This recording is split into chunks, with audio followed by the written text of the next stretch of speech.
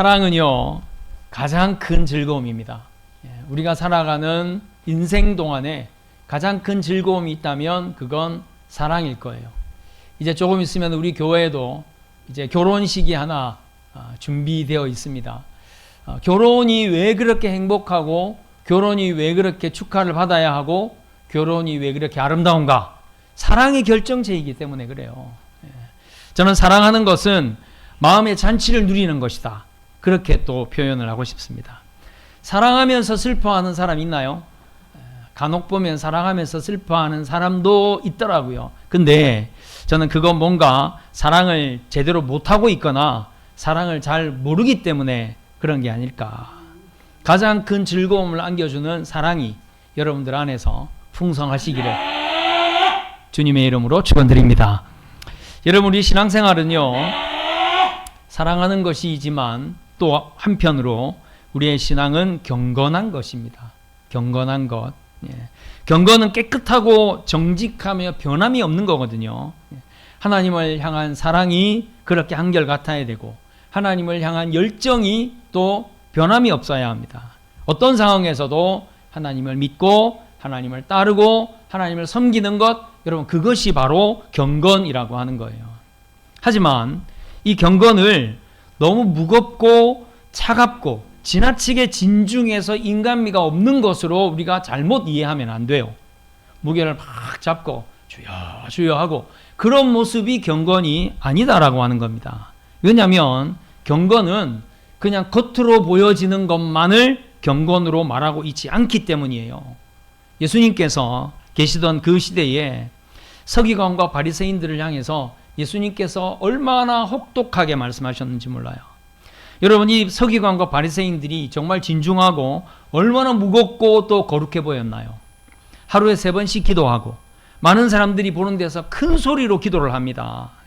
그 기도의 내용을 보면, 하나님, 제가 저 세리들처럼 되지 않게 해주셔서 감사합니다.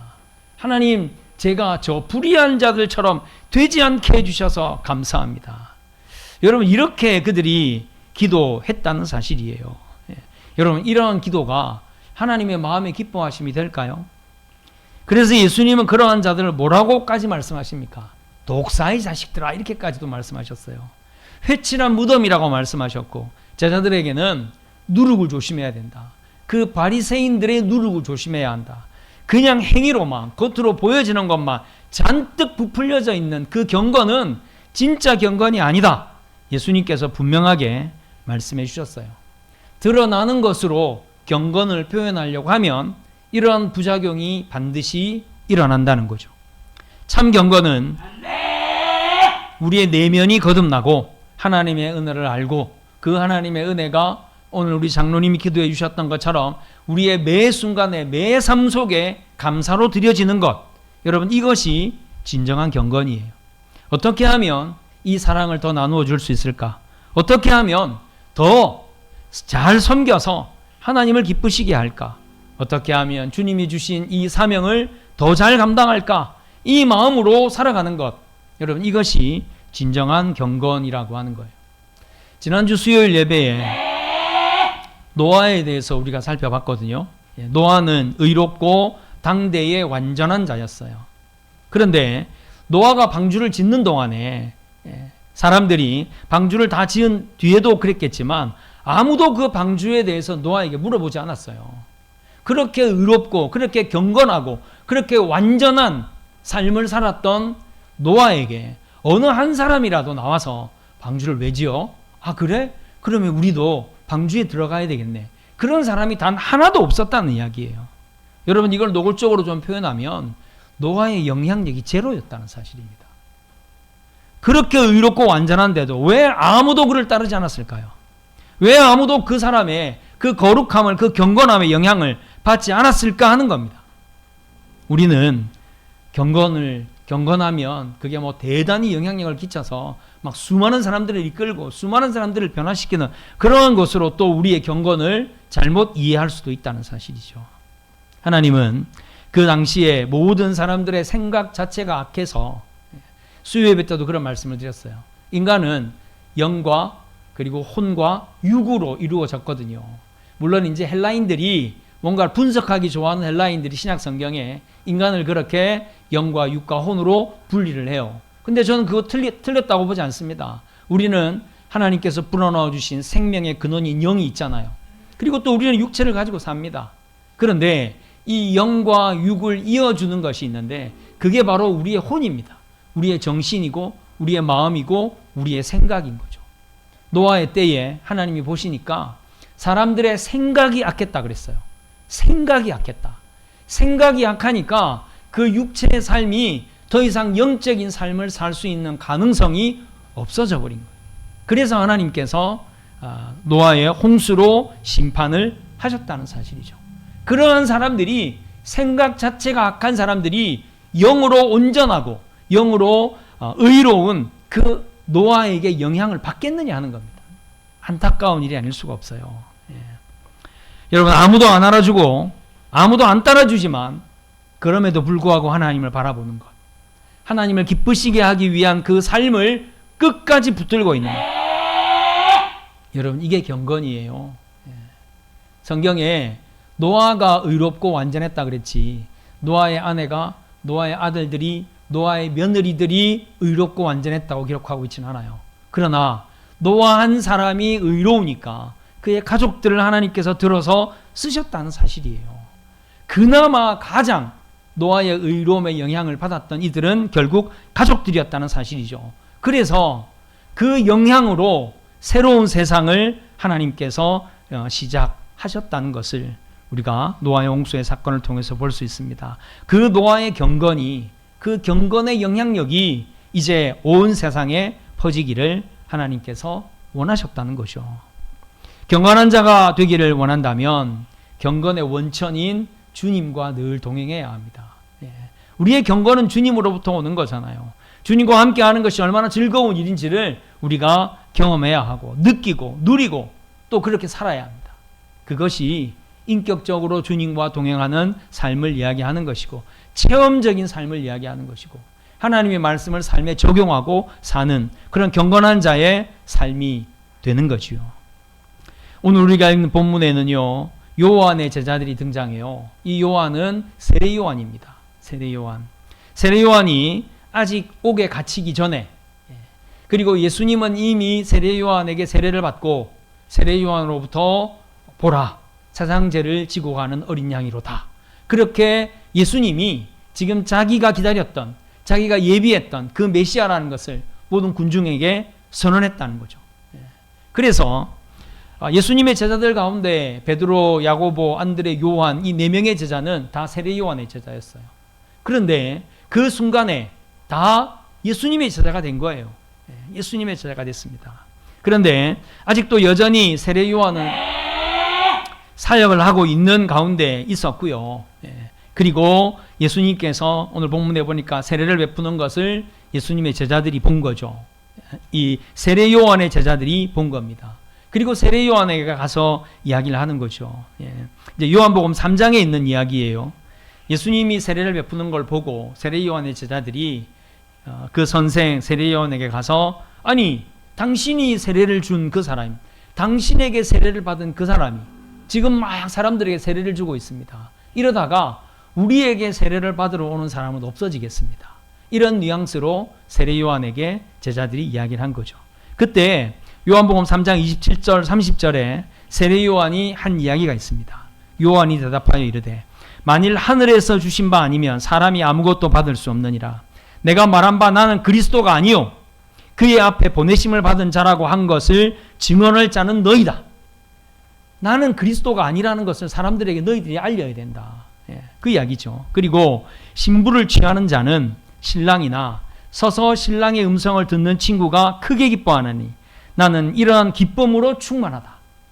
이미 신랑이 오셨고 그 신랑 곁에서 나는 지금 너무너무 기쁘다. 세례 요한이 이렇게 말하는 겁니다. 그리고 30절에는 그는 흥하여야 하겠고 나는 쇠하여야 할 것이다. 분명히 세례 요한의 제자들에게 이제 예수님이 흥해야 하고 나는 이제 점점 쇠하여야 할 것이다. 이렇게 세례 요한의 제자들에게 이야기를 했단 말이죠. 그런데 그 일만 있었던 게 아니라는 것을 오늘 우리가 읽은 본문을 통해서 알 수가 있습니다. 세례 요한은 마태복음 11장 옥에 갇혔을 때 제자들을 부르잖아요. 제자들을 불러서 너희들이 예수님을 찾아가라. 예수님을 찾아가서 내가 이렇게 질문하더라고 그분에게 좀 물어봐라. 그게 뭐냐면 요한이 옥에서 그리스도께서 하신 일을 듣고 제자들을 보내어 예수께 여짜오되 오실 그이가 당신이 오니까 우리가 다른 일을 기다리오리까. 성경학자들은 세례 요한이 갑자기 무슨 소리 하는 거야?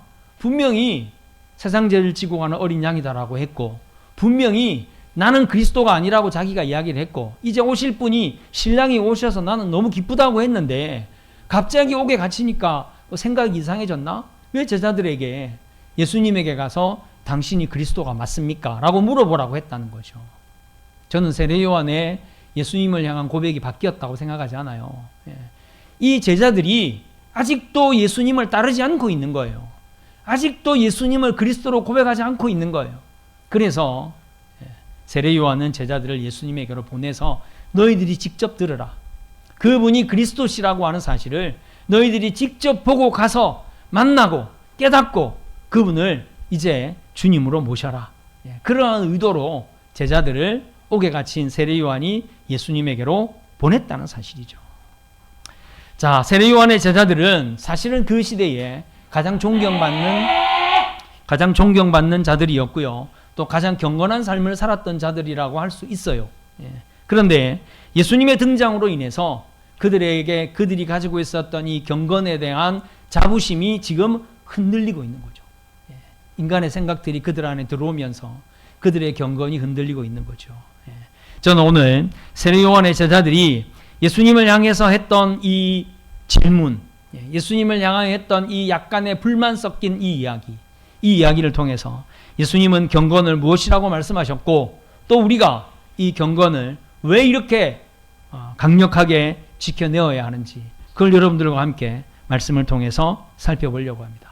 아무쪼록 우리 사랑하는 성도님들이 가지고 있는 그 경건함이 정말 하나님께서 기뻐하시는 또 예수 그리스도께서 사용하시는 그러한 경건의 능력 가지시기를 주님의 이름으로 축원드립니다. 세례 요한의 제자들이 예수님에게 묻죠. 우리와 바리새인들은 금식을 하는데 왜 당신의 제자들은 금식을 안 하냐? 자신들이 하는 금식을 일단은 먼저 자랑하고 있어요. 그들은 세례 요한을 중심으로 한 에세네파 사람들이었어요. 그 당시에 하나님의 말씀을 지키고 구약 시대에 정결하고 성결한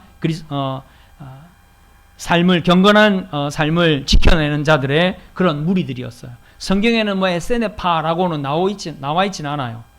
그런데 세례 요한을 중심으로 한 정말 경건한 말씀을 지키는 이러한 순수한 신앙을 가진 자들의 공동체였다는 거죠. 그들은 일주일에 2번을 금식합니다. 월요일과 목요일 날 그들이 금식을 해요. 여러분 일주일에 이틀씩 금식하는 거예요. 보통 힘든 일이 아닙니다. 하루 온종일 금식하는 일이 여러분 쉽던가요? 이거 보통 일 아니에요. 일주일에 2번씩 금식합니다. 그리고 속죄일은 속죄일대로, 불임절은 또 불임절대로 예루살렘이 멸망한 날을 그들이 기억하면서 또 금식하고 수시로 금식해요. 수시로. 그들은 이 금식을 자신들을 경건하게 만드는 근원이라고 생각했어요. 금식하면 사람이 어떻습니까? 예수님께서도 그런 말씀하셨잖아요. 금식한다고 해서 괜히 세수도 안 하고 머리도 안 감고 온몸에 그냥 역겨운 냄새를 풍기면서 힘이 없어가지고 그냥 터벅터벅 걸어서 뭐 허리를 이렇게 굽혀가지고 걸어다니면서 너 왜 그러냐? 나 지금 금식하고 있어. 그런 금식은 진정한 금식이 아니라고 예수님께서 말씀하셨잖아요. 여러분 일주일에 2번씩 이틀씩 이렇게 금식하려면요 정말 힘들 겁니다. 그렇게 연약하고 지쳐 고단해 있는 이 모습을 그들은 진정한 경건이라고 생각했다는 거죠. 그리고 에세네파는요 사실 바리새인들을 인정하지 않는 자들이에요. 바리새인들을 아주 싫어했던 자들입니다. 그런데도 불구하고 바리새인들과 같은 금식의 생각을 가지고 있었다는 거죠. 바리새인들도 금식하는데 여기에는 바리새인들이 온전치 않다는 것을 어느 정도는 표현하고 있는 부분이긴 해요. 그들이 그렇게 말하면서도 그들은 똑같이 바리새인들처럼 금식했다는 이야기예요. 금식한 것을 지금 자랑하고 있는 거예요. 예수님에게. 예수님 우리는 일주일에 2번씩 금식합니다. 금식한다고 이렇게 힘이 드는데 왜 당신의 제자들은 이거나마 예수님을 향해서 직접적으로 말을 못하고 당신의 제자들은 월요일 날 보니까 그냥 하루 3끼 꼬박꼬박 다니면서 먹는 걸 봤습니다. 금요일 날도 마찬가지로, 목요일 날도 마찬가지로 그냥 한 끼도 안 거르고 열심히 맛있는 음식을 먹는 걸 봤습니다. 도대체 왜 그럽니까? 여러분, 경건은요, 나의 경건함으로 누군가를 비난하라고 경건한 삶을 사는 게 아니잖아요. 지금 이 SN의 반은 분명히 바리새인들을 솔직히 경멸했어요. 우리는 저들 같은 신앙이 아니다. 권력을 가지고 힘을 가지고 부를 가지고 신앙생활하는 저 경건은 가짜다. 그러면서 자기들 나름대로 온전한 경건을 지키고자 하지 않았느냐 하는 겁니다. 그런데 그들은 또 다른 비난의 대상을 만나버렸어요. 예수님과 예수님의 제자들. 우리는 경건한데 당신들은 왜 경건하지 않습니까? 우리는 경건하기 위해서 얼마나 피를 깎는 노력을 하는데, 피를 토하는 노력을 하는데 당신들은 왜 노력하지 않습니까? 여러분, 경건이 왜 누군가를 판단하고 누군가를 비난하는 것이 것으로 바뀌어져 버렸느냐 하는 거예요. 그 이유는 앞에서도 말씀드렸어요. 경건이 겉으로 드러나야 한다고 생각하기 때문에, 겉으로 드러나는 것을 통해 경건이 이루어진다라고 생각하기 때문에, 그래서 자기의 경건으로 다른 사람들을 판단하고 자기의 거룩함으로 다른 사람들을 비난하게 된다는 사실이죠. 우리의 수고와 땀과 헌신은요, 하나님께서 보장하시는 거예요. 지난 주일 예배에서도 우리가 나눴잖아요. 예수님께서 우리가 그렇게 그리스도인의 온전한 삶을 살면 하나님 앞에서 그거 다 인정해 줄 거다. 거기에 따른 모든 보상과 상급을 줄 거다. 예수님이 약속하셨잖아요. 시기하고 질투하고 비난하는 것 자체가 경건의 모습이 아니에요. 경건한 자의 모습이 아니다라는 겁니다. 세례요한과 세례요한은 그렇지 않았겠지만 그를 따르는 제자들이 오히려 예수님을 통해서 더 선한 영향력을 도전받고 그들의 그 경건에 대한 실체가 예수 그리스도로 말미암음이라는 걸 깨닫고 주님 앞에 속히 나아갔어야 하는데 그들이 오히려 예수님을 보고 질투하고 제자들을 바라보면서 그들을 비난하면서 그들이 경건이 무너지고 있는 모습을 우리는 지금 이 말씀에서 보고 있는 거예요. 안타까운 일이 아닐 수가 없습니다. 자, 그래서 예수님께서 그들을 향하여 대답하십니다. 뭐라고 말씀하십니까? 혼인집에서 혼인집에 있는 손님들이 금식할 수는 없지 않냐. 저도 여러분 그런 경험이 있거든요. 고난주간에 성금요일 날 어렸을 적부터 항상 하루 종일 저희 부모님이 금식을 시켰어요. 그런데 그날 학교에서 소풍을 갔다는 거 아니겠습니까? 소풍을 가는데 당연히 도시락도 안 싸주시고 당연히 먹을 것 하나도 안 사주셨죠. 그리고는 그냥 뭐가 들은 척하고 가방 하나 들고 소풍을 갔습니다. 아무것도 먹지 않았어요. 아무것도 먹지 않았습니다.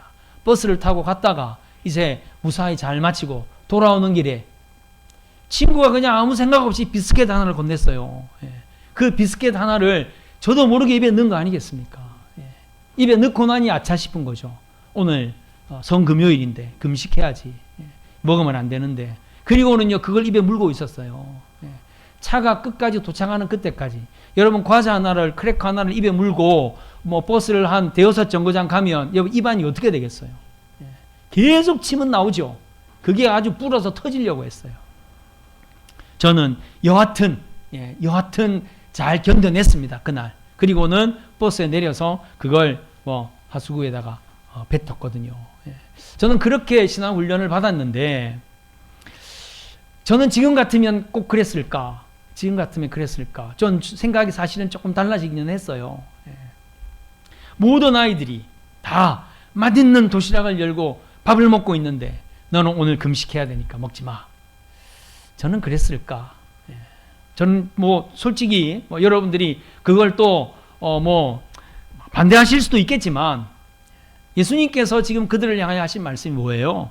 지금은 혼인집 손님들이다, 너희들은. 지금은 금식할 때가 아니다. 지금은 막 즐거워하고 함께 음식을 먹고 기뻐해야 할 때다. 혼인집이라고 말씀하신 이유가 뭡니까? 예수님이 신랑이시잖아요.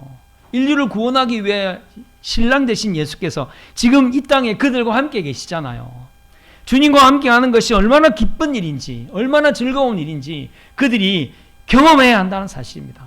기뻐해야 할 때와 슬퍼해야 할 때를 좀 분명하게 분별해라. 예수님 그렇게 말씀하시는 거 아닐까요? 예수님은 또 이런 말씀도 하셨어요. 마태복음 11장 16절 19절 말씀인데요. 이 세대를 무엇으로 비유할까? 비유하건대 아이들이 장터에 앉아 제 동물을 불러 이르되 우리가 너희를 향하여 피를 불어도 너희가 춤추지 않고 우리가 슬피 울어도 너희가 가슴을 치지 아니하였다 함과 같도다.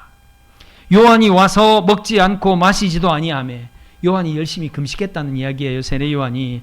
그들이 말하기를 귀신이 들렸다 하더니, 금식 많이 하면 많이 한다고 귀신 들렸다고 하고, 19절에 인자는 와서 먹고 마시며 말하기를 보라 먹기를 탐하고 포도주를 즐기는 사람이요 세리와 죄인의 친구로다 하니, 예수님이 열심히 먹고 함께 나누고 아침 점심 저녁 다 초청하는 자리에 가서 함께 식사를 나누니까 먹고 마시기를 즐거워하는 자다, 세리와 죄인의 친구다, 이렇게 욕을 하더라는 거죠. 무엇을 기뻐해야 하고 언제 기뻐해야 하고 무엇을 슬퍼해야 하고 무엇을 위하여 눈물을 흘려야 하는지 아는 것, 여러분 이것이 경건이에요. 이것이 진정한 경건의 모습입니다. 예수님께서는 십자가를 지고 올라가시는 그 순간에도 예수님 앞에, 예수님의 그 십자가 곁에서 울고 있는 여인들 향해서 예수님 뭐라고 말씀하십니까? 나를 위하여 울지 말고 너희 자녀들을 위해서 울어라. 혹시라도 예수 그리스도를 믿어 구원에 이르는 지혜를 혹시라도 가지지 못할까봐, 혹시라도 가지지 못하게 하는 세상에 빠질까봐 자녀들을 위해서 울어라. 예수님께서 그렇게 말씀하시지 않았습니까? 여러분, 진정한 경건은 분별력이라고 하는 거예요. 지금은 기뻐하라고 말씀하십니다. 저는 아마 누가 내가 이것 때문에 좀 금식하려고 하는데 목사님 금식해도 돼요? 라고 물어보면 한 90% 이상은 금식하지 말라고 할 것 같아요. 예를 들어서 제가 사업을 하는데 이 사업이 아주 지금 위태로운, 아주 어려운 상황인데 내가 하나님 앞에 한 달 금식 기도하면 하나님께서 이 사업장을 하나님께서 다시 회복해 주시겠습니까? 제가 한 달 동안 금식 기도하며 하나님께서 기적같이 이 사업장을 그냥 다 망해가는 사업장을 갑자기 그냥 번성하는 사업장이 되게 해주시겠습니까? 그렇게 저에게 물어오면 저는 금식하지 말라고 할 것 같아요. 지금 그 사업장 관리를 해야죠. 사업장 관리를 해서 그 안에 있는 직원들 직장 잃지 않도록 자기의 정말 뼈를 깎아서라도, 자기의 집을 팔아서라도 그렇게 사업장을 지키는 거지. 지금 사업장은 위태로운데 직원들은 직장을 잃을까 말까 하고 있는데 자기는 한 달 동안 금식한다고요? 그러면 하나님께서 그 사업장을 그냥 한순간에 그냥 바꿔서 하늘에서 돈이 떨어져 가지고 문제를 해결하게 해주신다고요? 저는 그거 아니라고 생각해요. 그러면 제가 생각할 때 금식은 언제 해야 되느냐? 하나님, 저 사람이 미워서 견딜 수가 없습니다. 하나님, 내 안에 분노가 일어나서 지금 당장이라도 큰 일을 저지를 것 같습니다. 또는 하나님, 제가 이 도박을 끊을 수가 없습니다. 도대체 어떻게 하면 이 도박을 끊겠습니까? 하나님, 제가 이 중독에 빠졌는데 어떻게 하면 중독을 해결할 수 있겠습니까? 만약에 저에게 찾아오면요, 저는 금식하라고 이야기하고 싶어요. 금식해라. 금식하면 내 안에 있는 욕망들이, 내 안에 있는 그 끓는 분노들이 사라지게 돼 있어요.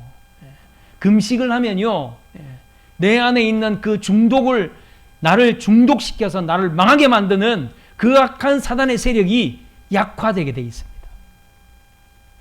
어떤 때 금식을 해야 하는지를 우리가 분명히 알아야 하는 거죠. 우리는 지금 주님께서 내 주인이 되어 계시잖아요. 주님이 나와 함께 하시잖아요. 주님이 성령을 통해서 우리로 하여금 시시때때로 깨닫게 하시고 시시때때로 담대함을 허락하여 주시고 시시때때로 이길 수 있는 능력을 허락하시잖아요. 우리는 지금 기뻐해야 할 때입니다. 할렐루야! 기뻐해야 할 때라는 거죠. 자, 그런데 마지막으로요, 그러나 금식할 때가 온다. 그러나 금식할 때가 온다고 예수님께서 말씀하고 계십니다. 예수님이 말씀하시는 금식해야 할 때는 언제예요? 신랑을 빼앗길 때가 올 거다. 아마 예수님의 순환과 예수님의 십자가, 또 예수님이 배반당하는 그 시간을 예수님께서 말씀하시겠죠. 그런데 정작 이때에 예수님의 제자들은 뭘 합니까? 금식하기는커녕 그들이 다 도망가 버렸어요. 이보다 참담하고 슬픈 일이 있을 수가 없는데도 불구하고 그들이 제대로 주님을 위해서 금식하지 않았다는 사실이죠. 안타까운 일입니다. 우리는요, 주님을 빼앗기는 일이 다시는 있지 않도록 노력하는, 열심을 다하는, 기도하는, 그 일을 위하여 금식하는 오늘 우리들의 결단이 있어야 한다는 거죠. 우리의 믿음이 왜곡되고 폄훼되지 않게 해야 합니다. 우리의 신앙을 가볍게 만들지 못하게 해야 합니다. 나의 주님이시고 온 세상의 주인이신 예수 그리스도께서 이 땅의 주인이신 것을 방해하고 혼란하게 하고 그것을 흩어리는 세력들을 우리가 결코 그냥 두어서는 안 된다는 사실이에요. 지난주인가요? 그 지난주인가요? 찰리 커크라고 하는 트럼프랑 아주 가까운 사람이 미국에서 강연을 하다가 저격을 받아서 죽었어요. 근데 얼마 전에 이 찰리 커크라고 하는 사람이 우리나라에 왔더만요. 우리나라에 와서 이제 강연을 한 내용들이 이제 막 인터넷에 뜨기 시작해서 봤습니다. 아주 독실한 크리스찬이었어요. 아주 독실한 크리스찬인데 자기는 제가 그 사람의 강연을 들으면서 물론 그 사람도 강조한 것이 세 가지 정도가 있는데요. 하나는 뭐냐면 자기는 하나님의 말씀 가운데서 가장 늘 기억하는 말씀이 창세기 1장 1절이다. 태초에 하나님이 천지를 창조했다. 태초에 천지를 창조하신 그 하나님이 못하실 일이 어디 있겠나. 그 하나님이 나의 하나님이다. 자신은 그런 믿음으로 지금까지 살고 있다는 거죠. 그리고 두 번째로 이제 그분이 강조한 게 뭐였냐면 우리의 삶은 오직 예수 그리스도를 중심으로 살아야 된다. 예수 그리스도가 주인이 된 삶을 살아야 된다. 예수님이 주신 말씀에 순종하고 사는 그 삶을 살아야 한다. 이것은 우리도 잘 알고 있는 내용이잖아요. 세 번째로 강조하는 게 있더라고요. 그게 뭐냐면 그것을 방해하는 세력들과 영적 전쟁을 치러야 한다는 거죠. 제가 어제 또 뉴스 하나를 이렇게 봤는데 국민일보 뉴스였어요. 뉴스 타이틀이 너무너무 신선하고 도전이 됐습니다. 그게 뭐였냐면 이런 식이라면 전도하는 것도 너무 즐겁다. 또는 이런 식으로 전도한다면 우리는 100% 환영이다. 아마 타이틀이 그랬던 것 같아요. 그래서 무슨 내용이길래 이렇게 전도하면 다 허용하겠다고 말했나 보니까 여러분들도 잘 아시겠지만 이 악동 뮤지션 이찬혁 이 친구가 좀 시간이 지났습니다만 장래희망이라고 하는 그런 음반을 하나 냈어요. 싱글 음반을 내고 이제 또 뮤직비디오가 나왔습니다. 여기에서 장래희망은 그냥 자기 장래에 무엇이 되겠다는 그런 장래희망이 아니라 장례식 할 때 장래예요. 장례식 할 때 장래. 그러니까 자기의 장례식에 대한 희망이 이렇다. 그리고는 이제 그 노래를 만들고 그 퍼포먼스가 있는 뮤직비디오를 만든 거예요. 그러면서 그 가운데 몇몇 가사들이 굉장히 마음에 와닿는 가사가 있는데 내가 전혀 모르는 사람인데 거기 와서 눈물을 흘리고 있네. 이 가사가 굉장히 저에게는 또 다가왔어요. 왜냐하면 나는 전혀 모르는데 그 사람은 나에 대한 뭔가 애정이 있고 나에 대한 도전을 받은 것이 있고 나에 대한 사랑이 있었으니까 나는 누군지 모르겠는데 그 사람이 내 장례식에 와서 눈물을 흘리고 있는 거예요. 그리고는요, 사람들이 막 울고 있는 모습을 보니까 아니 왜 울어? 울지 마. 나는 지금 천국에 가 있는데. 나는 지금 천국에 가 있는데. 이건 완전히 복음이에요, 여러분. 죽음을 극복하는 죽음 가운데서도 그것조차도 하나님 앞에 영광을 돌리는 순간순간에 하나님의 축복이 당신의 임하기를 원한다는 이러한 고백들이 그 찬양 가운데 나오는 거예요. 여러분, 사람들이 그걸 모르겠어요? 그걸 교묘하게 복음을 숨겼다 이러겠습니까? 다 압니다, 여러분. 다 알아요. 그런데도 불구하고 그 안에 담겨 있는 복음이 신선하고 그 안에서 그 기뻐하고 있는 이 찬양의 얼굴을 보면서 진짜 저것이 복음의 힘인가 도전을 받았다는 이야기예요. 저는 우리의 삶이 좀 그러해야 하지 않을까. 지금 이 세상은요, 정말 말할 수 없이 악한 사단의 세력들로 오직 예수 그리스도를 주로 모시고 살아가는 그 삶, 오직 주님만 바라보는 진정한 신앙을 방해하기 위하여 온 사단이 창궐에 있는 것을 우리가 잊어서는 안 됩니다. 그래서 찰리 커크가 그것을 주의해야 된다. 우리의 삶의 열정은 그것을 무너뜨리고 그것을 정복하고 그것으로부터 예수 그리스도의 주님의 자리를 지키는 것, 이것이 우리의 삶에 가장 중요한 것이다. 도전을 주더라고요. 금식이 무조건 나쁜 것은 아닙니다. 예수님도 분명히 금식할 때가 있다고 하셨고요. 예수님께서도 십자가를 지시는 동안 마지막 만찬을 드시고 십자가를 지실 때까지 아무것도 드시지 않았어요. 지금 우리가 얻은 이 구원으로 즐거워해야 하지만 우리가 이 땅의 악한 사단의 창궐함을 보며 경각심을 가지고 또 때로는 그것이 내 안에 있다면, 그것이 나를 정복하려고 한다면 금식해야죠. 금식하고 오직 예수 그리스도께서 나의 주 대신 그 삶을 내어드리고 이 세상이 그런 삶이 될 수 있도록 우리가 혼신을 다해야 한다는 거죠. 이것이 기쁨의 신앙생활, 잔치의 신앙생활이 아니겠는가 생각합니다. 보이지 않아도, 아무도 알아주지 않아도 주님 손 붙잡고 주님이 기뻐하시는 일을 하시길 바랍니다. 그러면 하나님께서 우리를 결코 혼자 두시지 않아요. 늘 격려하고 마음의 기쁨이 넘치게 하시고 또 누군가를 통해서 또 어떤 사건을 통해서 하나님께서 우리를 위로하시고 힘을 주신다는 사실이죠. 이것이 진정한 경건입니다. 경건의 능력으로 기쁨으로 충만한 모든 성도들이 되시기를 주님의 이름으로 축원드립니다.